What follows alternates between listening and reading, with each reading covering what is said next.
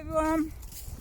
So, out for a walk with a Squirgalicious bubblegum apple pie and custard and Gia. It's really strange to be out. Like, really strange. It seems like since the last time I came out, everything's gone green. It has, hasn't it? It's like everything's turned green and lovely.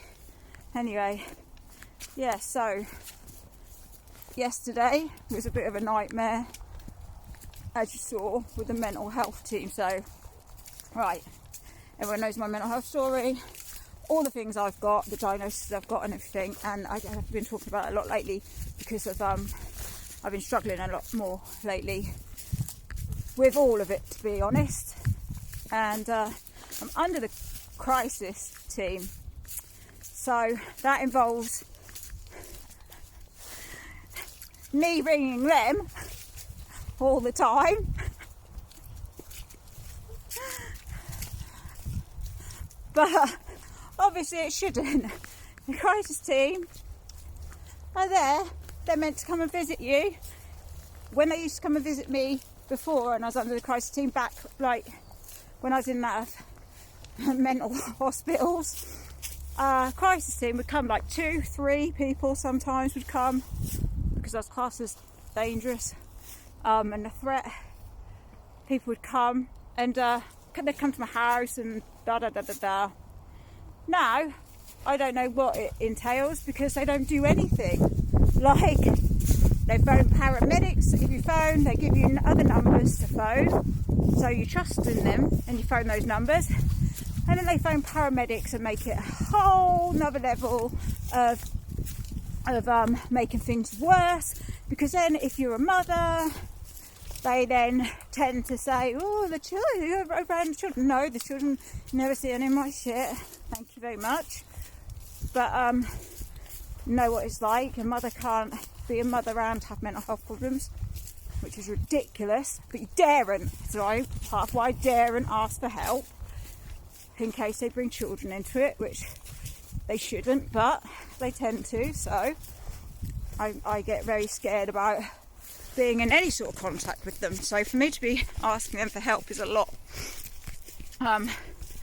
Anyway, yeah, so being under the crisis team has entailed me ringing them, then promising to ring me, then promising to ring me, then promising to ring me, ringing me once. Echo was throwing up. Literally at the time I said, my daughter's throwing up, can you ring me back? They rang back one more time, and that is it. I then got a letter saying, this is the crisis team. If you don't get back to us within 12 days, we will discharge you from the service, meaning the whole mental health service, from the crisis team, which is just mind-blowing. Hang on a second.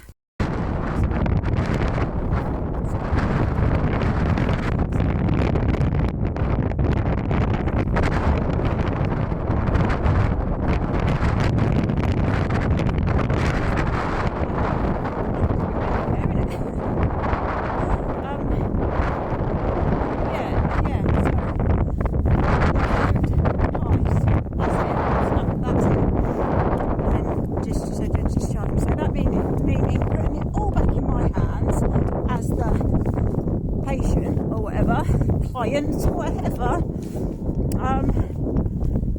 So I was left to phone.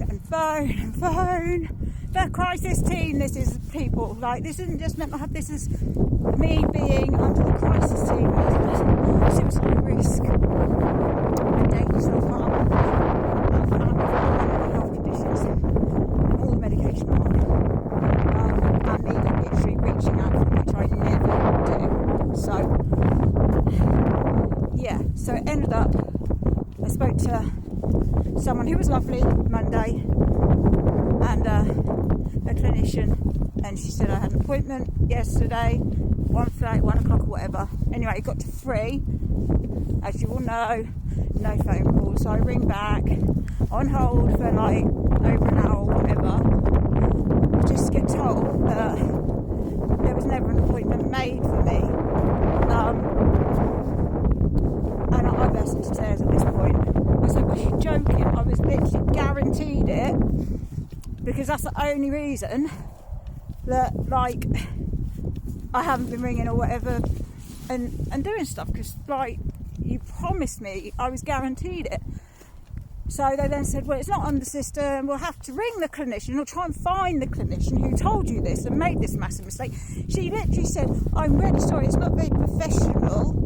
I thought, no, fucking professional? Not very professional, I don't give a shit about professional.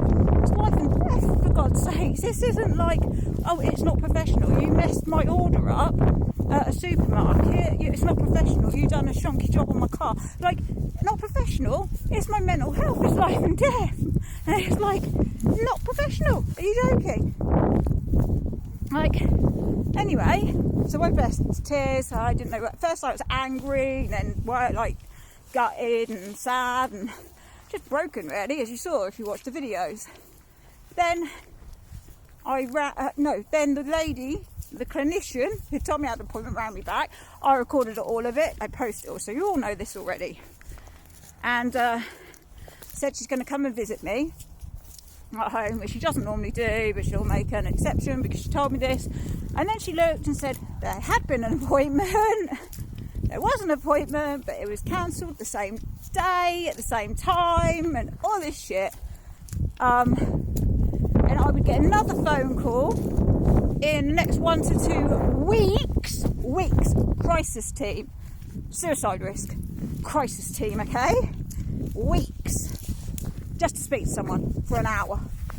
And she's going to come out and see me next week on Tuesday herself. But I will tell you now that she will not come. I will guarantee you she won't come.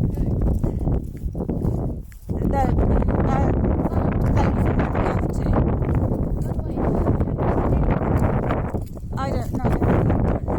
Yeah, so I don't think she'll turn up. I think there'll be something will happen, and she won't be there. She won't be at work, and probably won't even phone me to let me know. I'll end up ringing them, and they'll say, "Oh, she's off sick today.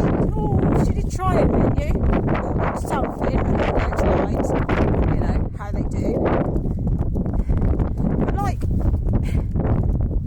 I felt like I was given the crumbs, basically. Like, I'm so understanding, saying to them, I always say, I know you're understaffed, I know you're overworked, I give them an out every single time, and I shouldn't do. And I always say there's people worse than me, but right now, I'm as desperate as the next person. Like, yes, I'm not sitting on a cliff edge right now, but right, like, do you know what I mean? Metaphorically,